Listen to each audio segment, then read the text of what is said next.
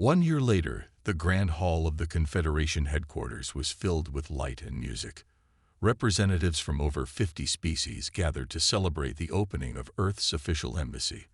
The large space looked different now, with art from Earth hanging on walls, plants from humanity's homeworld adding color, and the sound of human laughter mixing with the various calls and clicks of alien languages. William Carter, now Ambassador Carter, stood near the center of the room. His new uniform showed Earth's symbol alongside the Confederation's mark. Beside him stood Frank, recently promoted to Chief of Cultural Affairs. "Hard to believe it's been a year," Frank said quietly. William nodded.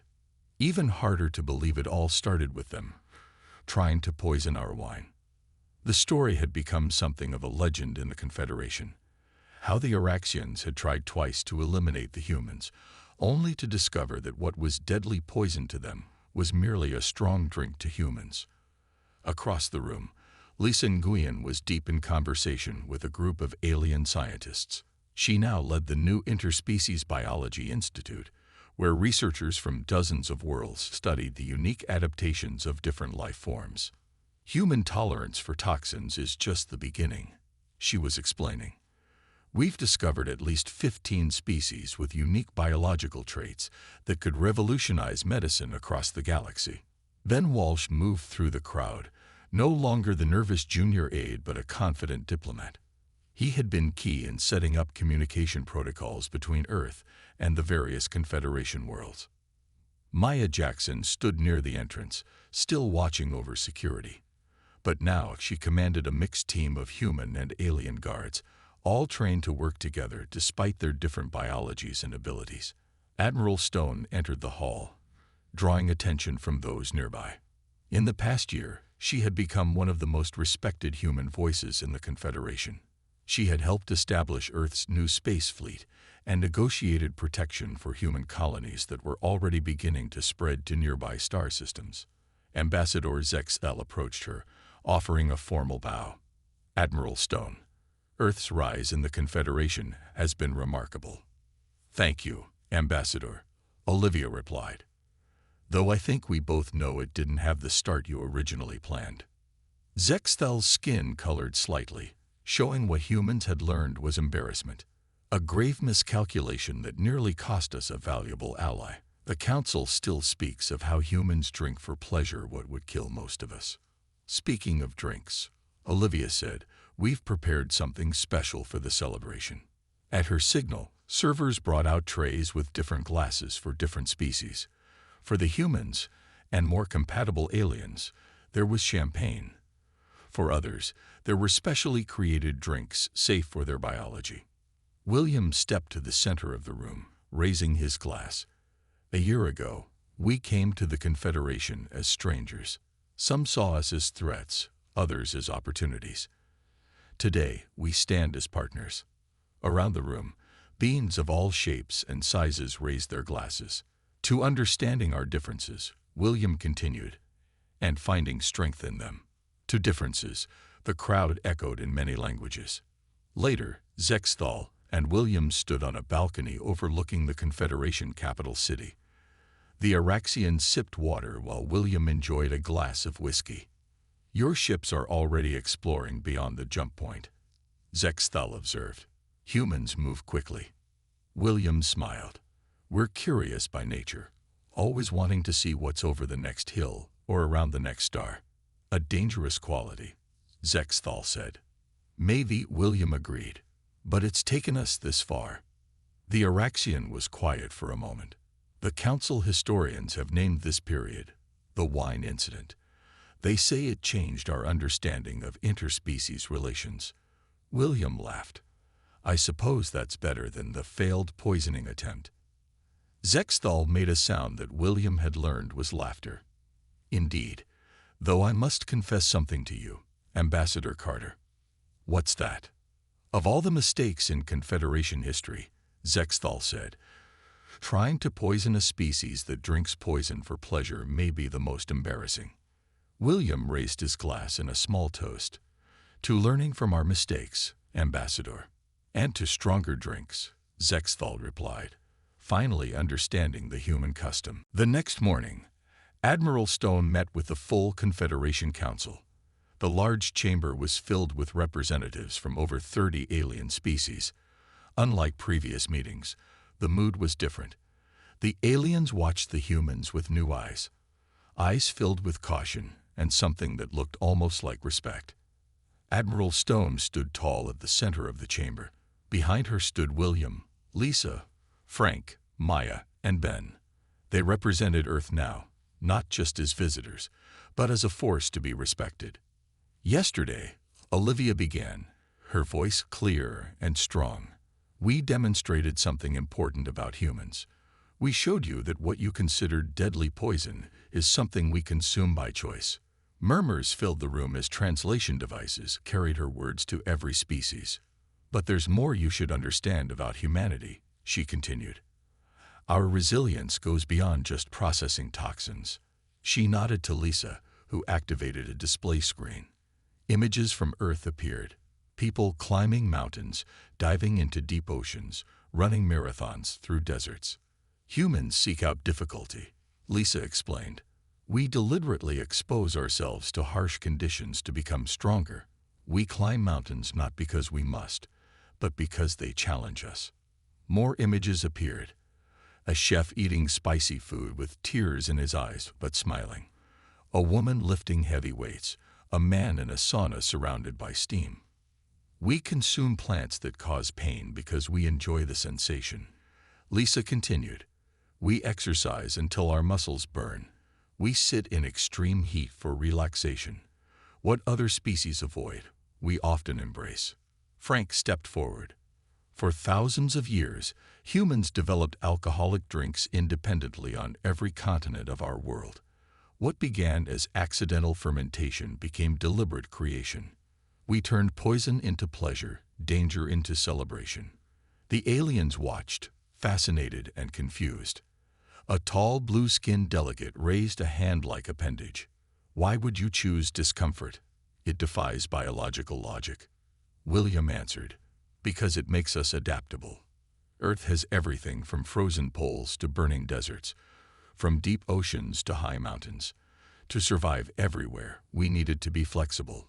To face new challenges, we needed to be strong. Admiral Stone took center stage again, which brings us to why we're here today. Earth wants peaceful relations with the Confederation. We want trade, cultural exchange, and scientific cooperation. But we need to be clear about something. Her voice became firmer. Any species that thinks humans are easy targets has fundamentally misunderstood us. We won't be poisoned. We won't be conquered. And we won't be pushed aside. Zexthal rose from his seat. The effects of the whiskey had worn off, but the memory remained. The Araxian Empire acknowledges our error in judgment. We acted without full council approval, and we were wrong about humans. A small smile appeared on Olivia's face. Thank you, Ambassador. Now let's discuss Earth's entry into the Confederation as equals, not as targets. For the next several hours, the humans laid out their terms. They wanted access to space lanes through the jump point near Earth. They would share some of their system's rare minerals, but not all. They would exchange scientific knowledge, especially in medicine and biology, where humans had unique insights. By the end of the day, the Confederation Council had voted. Earth would join as a full member, with all rights and protections. The Araxians would step back from Earth's solar system, allowing human expansion at its own pace. As the meeting ended, Chief Scientist Vril approached Lisa privately. Your species fascinates me, he admitted. I have studied thousands of worlds, but never encountered biology like yours. Lisa smiled. Perhaps that's the real lesson here. Diversity makes us all stronger. The fact that we're different doesn't mean we need to be enemies. Vril considered this, a strange concept, but one worth exploring. Perhaps we have much to learn from each other. Yes, Lisa agreed, just maybe not over wine next time. The Earth ship's main conference room had been transformed. The lights were dimmer, with small earth plants brought from the ship's garden placed around the room. Soft music played in the background. The scene looked like a mix between a formal dinner and a casual Earth party. Admiral Stone surveyed the room, nodding with approval. Perfect. It feels like home. William stood beside her. The Confederation representatives will arrive in 30 minutes. Are you sure about this, Admiral? Completely sure, Olivia replied. Sometimes the best defense is a good education. Frank had arranged a large table with name cards for each alien delegate. I've seated them according to species compatibility. No point causing a diplomatic incident over body temperature differences. At a side table, Lisa and Ben carefully arranged bottles of various Earth drinks. Whiskey, vodka, tequila, rum, and several others. Maya watched them with a small smile. Will these actually affect them? Maya asked. Lisa nodded. Most definitely. Their biology is different from ours. What our bodies process easily, theirs never evolved to handle. But it won't kill them, right? Ben looked worried. No, Lisa assured him. I've calculated safe amounts for each species. They'll feel effects, but nothing dangerous. We're not like them. We don't poison dinner guests. The delegation arrived precisely on time.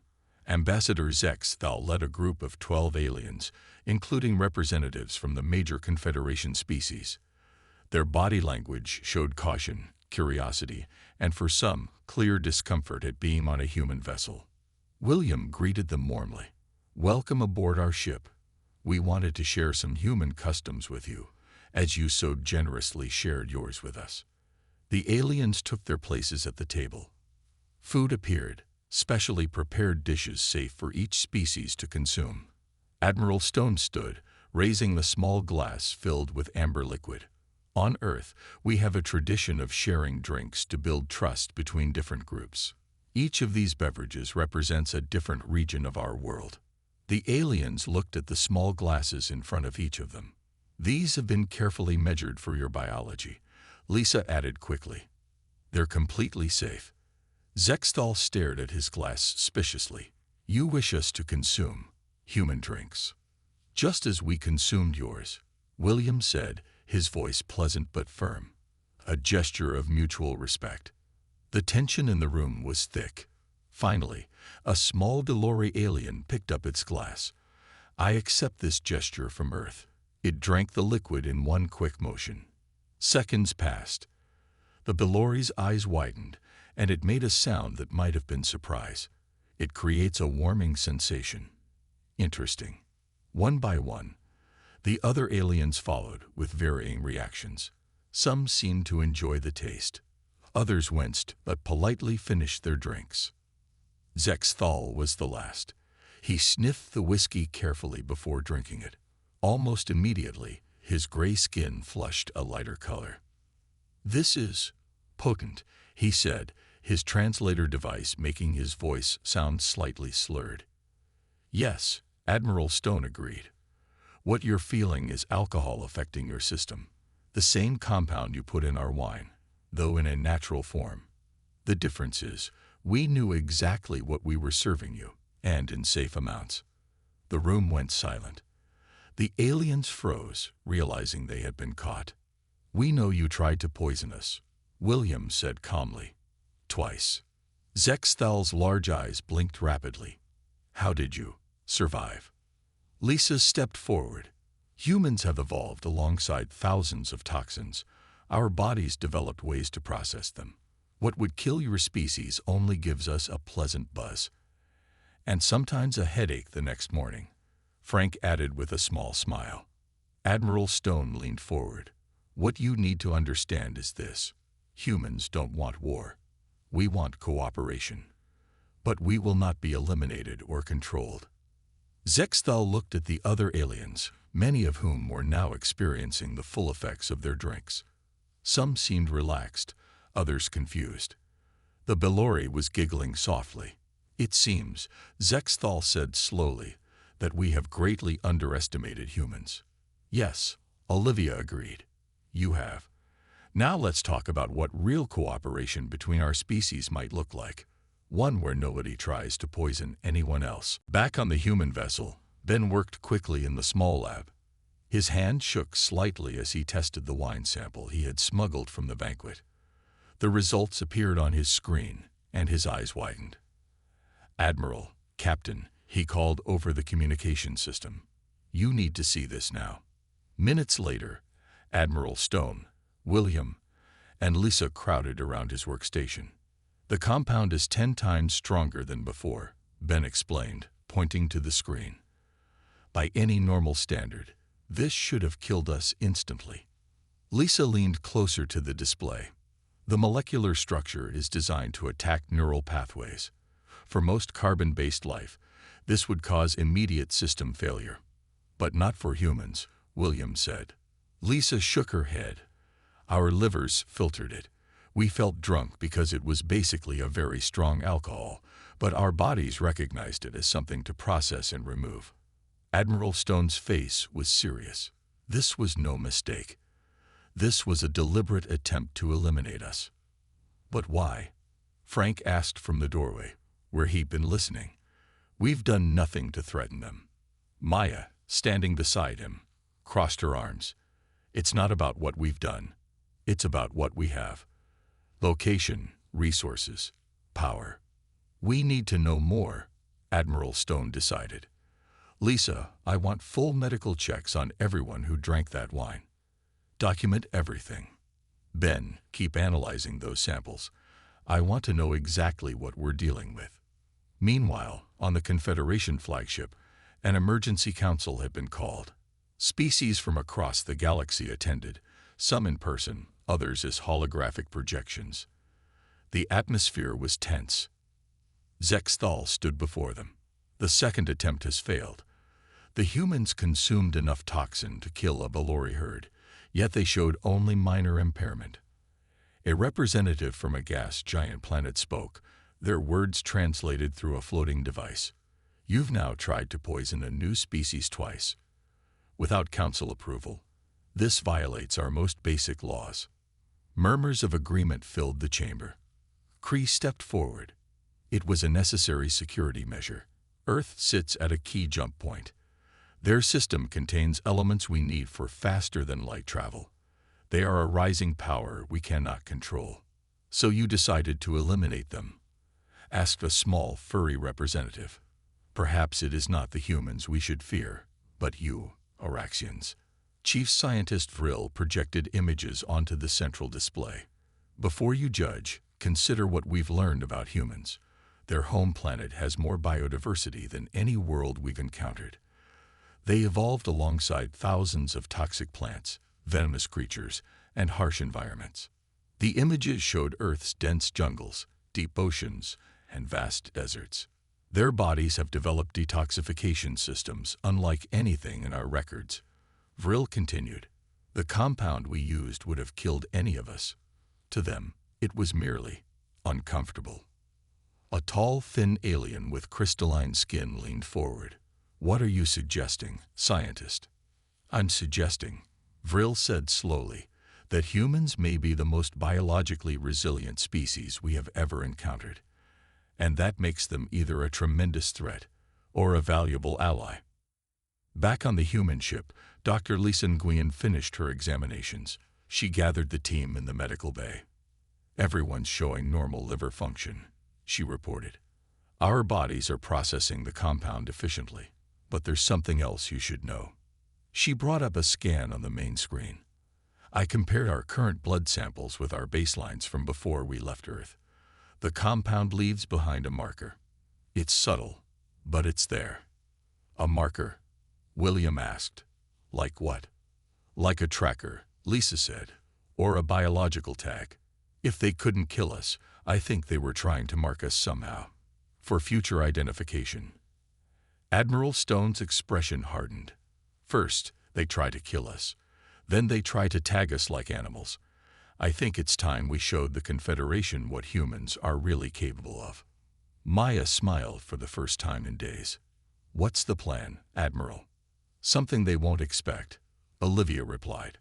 "We're going to invite them to dinner. And we're bringing the drinks." 2 days later, the Araxian High Council met in a secure chamber. The mood was tense. The humans should have died, Cree said, her voice sharp with frustration. Instead, they're forming alliances with the smaller species, asking difficult questions, and showing no signs of weakness. Zexthal raised a hand for calm. We have a new plan. Our scientists have created a much stronger version of the compound, 10 times more potent. Vril looked nervous. We don't know how humans will react to such a high dose. Their tolerance is remarkable, but everything has limits. Then we'll find those limits, Zexthal said firmly. Earth's position is too valuable. The minerals in their system too rare. We've waited decades for a world like theirs. On the human ship that had brought the diplomatic team to meet the Confederation, Admiral Olivia Stone arrived through a shuttle transfer. She was older than William, with short gray hair and eyes that missed nothing. Captain, she said as she stepped onto the deck, I came as soon as I got your message. William led her to a private room where the rest of the team waited. Admiral, we believe the Confederation, or at least the Araxians, tried to poison us during our first meeting. Olivia's expression didn't change. She had seen too much in her long career to be easily shocked. Evidence. Lisa showed her the test results. They added a compound to our wine that would be lethal to most species, including their own. Our bodies processed it as alcohol. They underestimated human resilience, Maya added. A young man stepped forward whom Olivia didn't recognize. Ben Walsh, Admiral, Junior Diplomatic Aide. He looked nervous to be speaking to someone of her rank. I've been monitoring communications as best I can. There's going to be another banquet tonight. Something about a special celebration. Olivia considered this information. So they're trying again. William nodded. We think so. But this time, you'll be with us. Your presence will send a message that Earth takes this diplomatic mission seriously. And if they try to poison us again, Olivia asked. Then we'll have more evidence of their intentions, William said. Ben has been quietly collecting samples of everything we consume. That evening, the human delegation arrived at the Grand Hall of the Confederation headquarters. The room was filled with representatives from dozens of alien species. At the center was a large table with special seats for each different type of alien body. Zexthal greeted them with what seemed like genuine warmth. Admiral Stone, we are honored by your presence. This special gathering is to celebrate new friendships. Olivia smiled politely. The honor is ours, Ambassador. As they took their seats, servers brought out bottles of deep red liquid. Ben watched carefully as one server handled the bottles with special care, using what looked like protective gloves. A special reserve wine from your world, Zexthal announced. For our human friends only. The rest of us will toast with our own traditional drinks. Ben caught William's eye and gave a tiny nod. This was definitely suspicious. Glasses were filled. The wine looked darker, richer than before. Before we drink, Olivia said suddenly, I'd like to propose a toast of my own. She raised her glass to understanding between different species and the unique qualities that make each of us who we are. The aliens lifted their various drinking vessels. Some had straws, others wide openings for different mouth types. Olivia sipped the wine slowly, watching the Araxians over the rim of her glass. The liquid was much stronger than normal wine, burning slightly as it went down. She could feel its effects almost immediately, but kept her face neutral through years of military discipline. William and his team also drank. Frank coughed slightly at the strength, but recovered quickly. Across the table, Zexthal and Vril watched the humans intently, waiting for signs of distress that never came. Excellent vintage, Olivia commented smoothly. Though a bit stronger than what we usually serve to guests. On Earth, we save such potent drinks for special occasions. Something flickered in Zexthal's large eyes. Was it worry? Respect? Fear? Olivia couldn't tell, but she knew the game had changed. The aliens had raised the stakes, and so had Earth. Chief Scientist Vril's laboratory was filled with screens showing human vital signs. He moved between them, his long fingers tapping notes into a device as he studied the data. Ambassador Zexthal entered the lab. "Well, what have you found?" Vril turned, his face showing what passed for confusion among the Araxians. "The results make no sense. The toxin is inside their bodies. We can detect it, but it's not killing them." "How is that possible?" Zexthal asked. "Their liver, an internal organ, seems to be breaking down the poison." Vril pointed to a scan of a human body. "And there's something else. The humans call this compound alcohol. Our research shows they consume it regularly. For pleasure." Zexthal stared at the scientist. "They drink poison? For pleasure?" "Yes. Different types in different strengths. Their bodies have adapted to process it." Vril pulled up images of Earth, showing humans in bars, at parties, drinking various beverages. What we thought would be a deadly poison is actually something they seek out. Meanwhile, William Carter and his team gathered in Lisa's temporary lab. She had been given access to basic equipment as a gesture of scientific cooperation. "I found something strange in the wine," Lisa said, pointing to her tablet. "There's a compound that doesn't belong. It's similar to a strong alcohol, but with a molecular structure that would be toxic to most life forms." "They tried to poison us?" Frank asked, his voice rising. "Keep it down," Maya warned. "We don't know who might be listening." William paced the small room. "If they wanted us dead, they could have done it 100 easier ways. This is something else." "A test, maybe," Lisa suggested, "to see how we react to certain compounds." "Whatever their plan, it didn't work," Maya said. "And now we need to decide what to do. Do we confront them? Leave?" William shook his head. "No, we play along. If they think their plan failed, they might try again, reveal more. We need to understand what they're after." Later that day, the human team met with the Confederation representatives again. This time, it was in a large garden area with plants from dozens of worlds. The air smelled sweet and strange. "Captain Carter," Ambassador Zexthal said, approaching the humans, "I trust you rested well after our dinner." "Very well, thank you," William replied with a practiced smile. "The wine was excellent. A nice touch to make us feel welcome." The ambassador's eyes widened slightly. "You enjoyed it? Good. We wanted to make sure it was suitable for human consumption." Lisa stepped forward. "It was perfect. In fact, I was hoping to learn more about what the Confederation drinks. As a xenobiologist, I'm fascinated by how different species process different substances." The question seemed to make Zexthal uncomfortable. "That is a complex topic. Perhaps another time."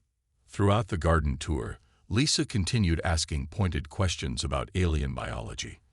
With each question, the Araxians grew more uncomfortable. Frank, meanwhile, was charming a group of smaller aliens from a system called Bilori. He had discovered they were a minor power in the Confederation, often overshadowed by the Araxians. Earth has always valued the voices of all nations, no matter their size. He told them, watching as they seemed to stand taller at his words. Maya kept close to William, her eyes constantly scanning. She noticed how the aliens watched the humans with increasing curiosity and, from some, what looked like respect. As the day ended, William gathered his team again in their quarters. "They're surprised we're alive," he said quietly. "Did you see their reactions when we mentioned enjoying the wine?" Lisa nodded. "They definitely expected it to harm us." "So what's our next move?" Frank asked. "We keep drinking their wine," William said with a small smile. "And we watch what happens next." Far from the dining room, in a secure area of the massive alien ship, Ambassador Zexthal met with a group of Araxian leaders. The room was dimly lit with the same blue light, but here it seemed colder. "The humans have consumed the wine," the ambassador said. "Now we wait." Chief Scientist Vril moved forward. He was older than the others, his gray skin lined with age. "The compound should work quickly. It targets their nervous system in a way that will appear natural." The other species in the Confederation will never suspect. A female Araxian named Kree, head of military strategy, tapped her long fingers on the table. I still believe direct action would be better. Humans are unpredictable. Their planet sits at a crucial jump point, and their solar system contains rare minerals we need. Direct action risks uniting other species against us, Zexthal replied. Many in the Confederation still remember how we helped the Proxima system into submission. This way, Earth will simply suffer a tragic biological incompatibility. We will express our deep regret and then move in to assist the remaining humans. On a large screen, they watched a live feed from the dining room. The humans were still talking, showing no signs of distress. How long should it take? Kree asked, growing impatient. The compound should have immediate effects, Vril answered, confusion in his voice. Perhaps human biology is more resistant than our studies showed. Back in the dining room, Maya Jackson still hadn't touched her wine. As security officer, she preferred to keep her mind clear. She watched the aliens carefully, noting how several of them kept devices pointed at the humans, recording their every move. William Carter was feeling relaxed after his second glass of wine. It was stronger than he expected, but good. He was deep in conversation with a jelly-like alien from a water world, discussing ocean conservation. Lisa Nguyen felt a pleasant warmth spreading through her body. The wine was making her bold. She turned to an Araxian scientist seated beside her. "Your species has such interesting biology," she said. "Your carbon-silicon hybrid cellular structure must give you advantages in extreme environments. Do you have specialized organs for processing different atmospheric elements?" The alien seemed startled by her direct questions. "How do you know about our cellular structure?" That information wasn't shared. Lisa smiled. "Just a good guess based on observation. Your skin's properties suggest silicon integration." Across the table, Frank Ortiz was asking about the Confederation's governing structure, probing for details about how decisions were made and power balanced between species. Zexthal returned to the dining room and observed the humans with growing concern. They should be showing signs of neural distress by now. Instead, they were becoming more talkative, more curious. He signaled to an aide who discreetly scanned the humans from across the room. The aide approached Zexthal. "The compound is present in their systems," she whispered, "but their bodies appear to be processing it in an unexpected way."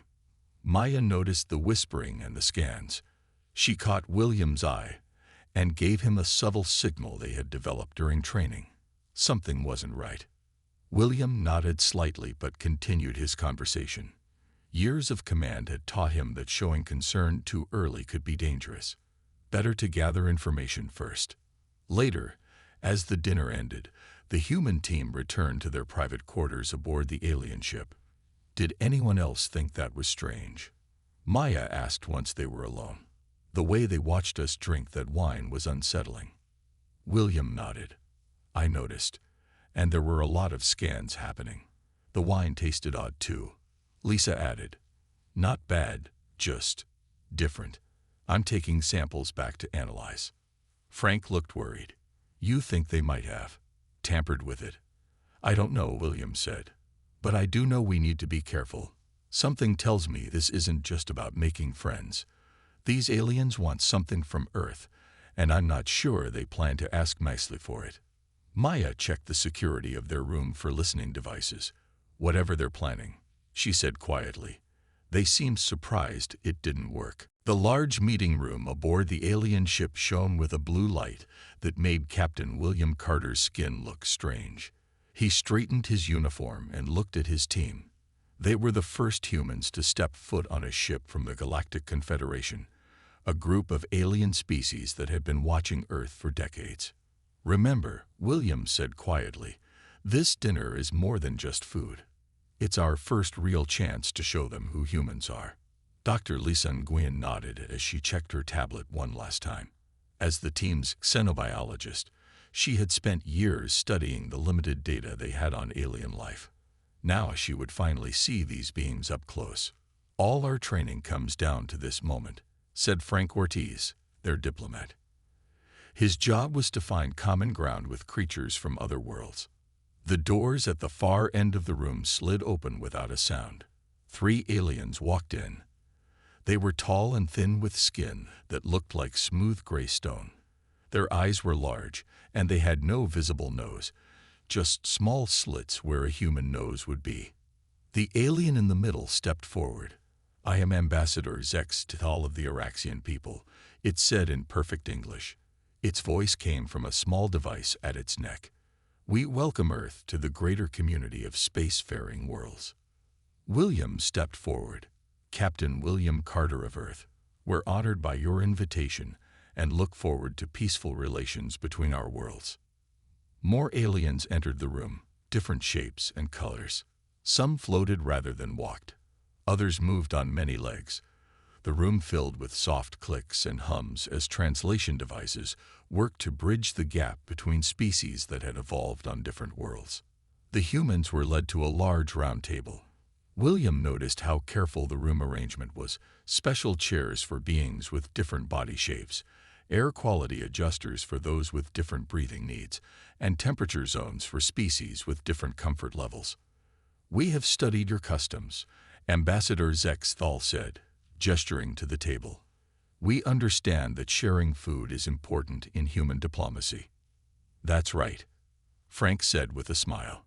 "Breaking bread together is one of our oldest traditions." The ambassador's head tilted slightly. "We do not have this bread, but we have prepared foods that should be safe for human consumption." Servants brought in plates filled with foods that looked almost like Earth dishes, but with slight differences in color and shape. And the ambassador added, lifting a hand, "We have brought something from your own world to honor this occasion." More servants entered, carrying familiar objects that made the humans sit up straighter. "Wine bottles," Lisa whispered. "From Earth." The bottles were placed on the table. William recognized several famous brands. It was a thoughtful gesture, bringing something familiar to make the humans feel welcome. Maya Jackson, their security officer, stood behind William. She leaned down and spoke softly in his ear. "I don't like this. How did they get Earth wine?" William gave a small shrug. "They've been watching us for years. They probably bought it through third parties." Lisa's scientific mind was already working. She watched as the aliens handled the wine bottles with special gloves. They seemed careful not to touch the glass directly. Was it because of different biology, cultural taboo, or something else? The ambassador raised a glass. "We propose a toast, as you call it on Earth, to new beginnings and cooperation between our worlds." The humans raised their glasses. The wine looked normal, smelled normal. "To new beginnings," William said. As they drank, William noticed several aliens watching them closely. Very closely. Their large eyes didn't blink as they observed the humans swallow the red liquid. Lisa noticed too. Something about the intensity of their gaze made her wonder if there was more to this toast than simple diplomacy. The wine tasted good, perhaps a bit stronger than usual. William smiled at the ambassador, unaware that the first move in a dangerous game had just been played.